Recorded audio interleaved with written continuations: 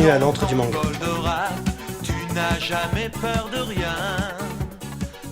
Alors on va dire que Goldorak c'était ma babysitter. Ma mère m'a raconté comme quoi elle me mettait devant et elle avait la paix pendant 20 minutes.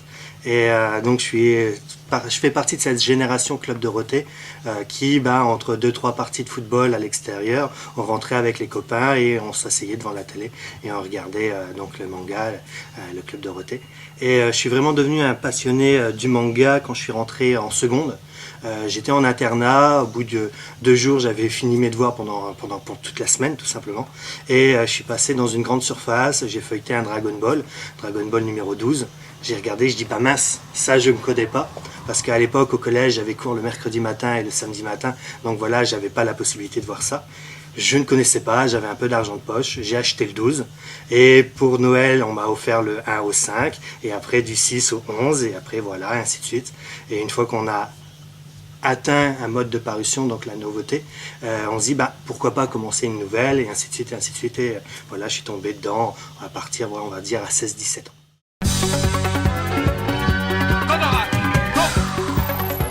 Je suis venu sur Amiens pour passer mes examens et faire des études supérieures. Et au fur et à mesure de mes études supérieures, ça n'a pas forcément bien fonctionné. Et un jour, je suis tombé face à un local qui était en situation de droit au bail. Donc je me suis dit pourquoi pas me renseigner pour créer mon entreprise. Donc j'ai été auprès du CCI d'Amiens.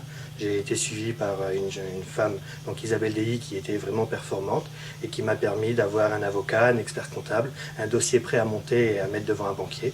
Et on a créé donc l'antre du manga en 2006. Donc voilà. Merci. Et même pour vous, madame, si demain vous avez envie de lui faire un cadeau, on ne sait pas quoi, on va ensemble, on vérifie son historique. On propose, ça plaît, c'est parfait. On a loupé le coche, c'est pas un souci, il peut le rapporter.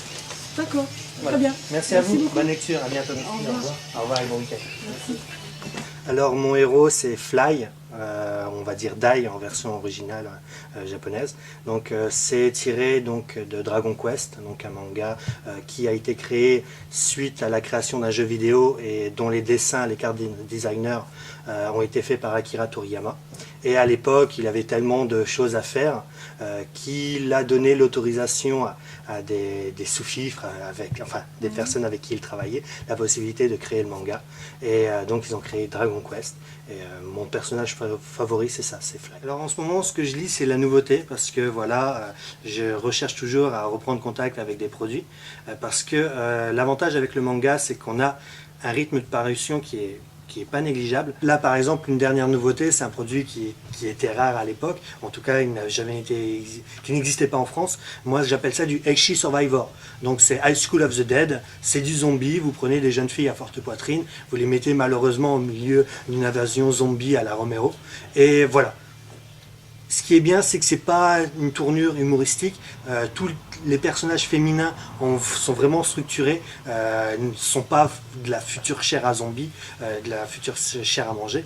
Là non, il y a un développement, il y a un héros, et voilà, il y a toute une situation qui se crée, et voilà, ils vont en avant les choses. Oui, il y a beaucoup de catégories différentes. Il y a par exemple, c'était les contes des collines, c'est en couleur, il y a très peu de dialogue.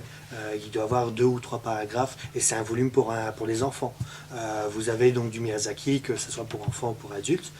Vous avez donc du Senpai ou du Seinen. Donc Seinen par exemple, vous avez Death Note, c'est de la catégorie Seinen.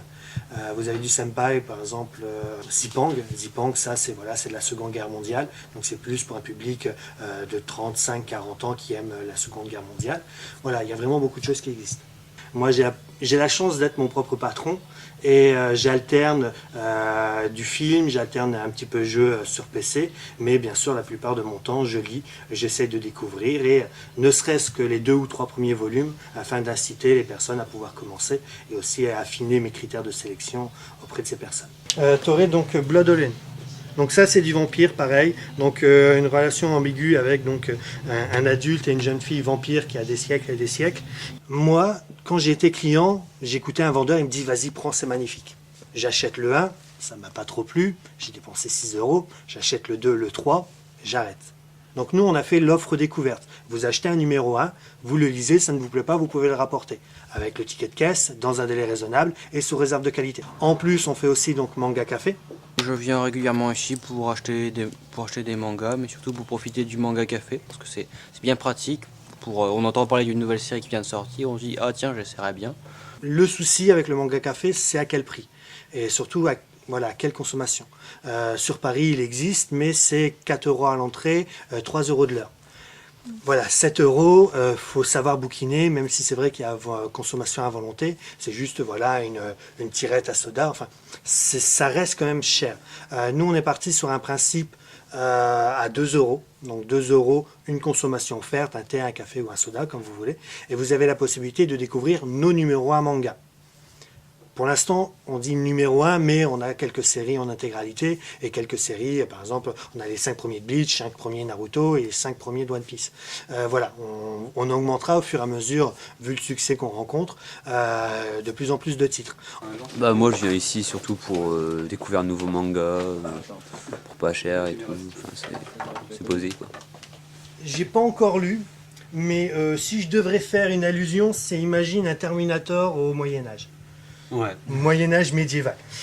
Je te cache pas que les 2 premiers chapitres, j'ai trouvé ça tellement cucu que voilà.